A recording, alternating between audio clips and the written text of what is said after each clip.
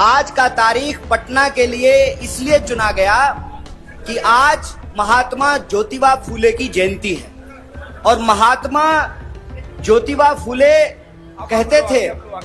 कि शिक्षा के बिना बुद्धि का नाश होता है और बुद्धि के बिना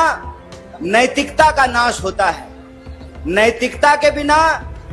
विकास का नाश होता है और विकास के नाश से धन का नाश होता है और धन का नाश होने से जो बहुजन वर्ग के लोग हैं, जो बहुतायत लोग हैं, उनकी तबाही आती है, उनका भारी नुकसान होता है। तो महात्मा ज्योतिबा फूले शिक्षा पर जोर देते थे और कहते थे कि बहुतायत लोगों के लिए, समाज के जो गरीब लोग हैं, शोषित लोग हैं, पीड़ित लोग हैं,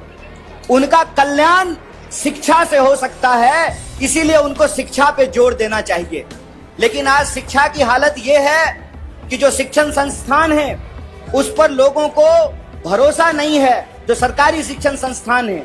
और उसमें जो पढ़ने वाले लोग हैं जिस तरीके से वो पढ़ते हैं कि वो मजबूर हैं शिक्षा की कमी के चलते पलायन करने को लेकर के। जब शिक्षा नहीं मिलेगी तो रोजगार भी नहीं मिलेगा और जब रोजगार नहीं मिलेगा तो परिवार और समाज का विकास भी नहीं होगा। और ये शिक्षा की कमी, रोजगार की कमी, कानून व्यवस्था की कमी आज हमको इस राह पर ला करके खड़ा किया है कि भारी संख्या में लाखों लोग बिहार से पलायन करते हैं, अपनी जरूरत को पूरा करने के लिए दूसरे राज्यों में जाते हैं। और यह जो पलायन है इसके बारे में याद रखिएगा कि ये सिर्फ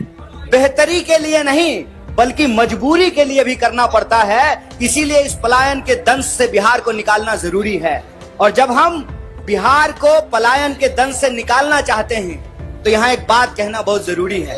आज देश में एक साजिश चल रही है कि शोषण के खिलाफ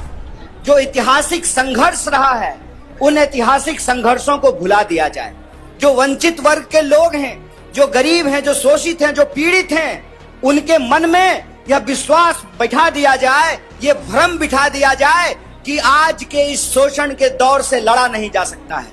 इतिहास के शोषण के खिलाफ संघर्षों को इसलिए बुलाया जाता है कि मौजूदा समय का जो शोषण है उसको बचा करके रखा जा सके और जो शोषित वर्ग है वो अपने हक के लिए आवाज नहीं उठा सके, अपने अधिकार के लिए संघर्ष नहीं कर सके। जो बढ़ती हुई महंगाई है, जो बढ़ती हुई बेकारी है, जो असमानता है, जो गरीबी है, जो शिक्षा और स्वास्थ्य की कमी है, उसके खिलाफ लड़ने वाली जवान जो है वो मुखर ना हो पाए, वो बुलंद ना हो पाए। इसीलिए इतिहास के संघर्ष को भुलाने की कोशिश की जाती है। इसीलिए मैं आपको बता दूं कि सरकार ने, सेंसर बोर्ड ने महात्मा ज्योतिबा फूले और माता सावित्रीबाई फूले के ऊपर जो फिल्म बनी उस फिल्म पर रोक लगा दिया, उसको प्रतिबंधित कर दिया। हम कहते हैं कि जब तमाम तरह का फाइल बन रहा है, पता नहीं केरल फाइल, लंदन फाइल, कौन कौन सा फाइल बन रहा है, तमाम तरीके की सरकार की प्रोपेगेंडा फिल्में जब बन रही है तो महात्मा फूले और ज्योतिबा फूले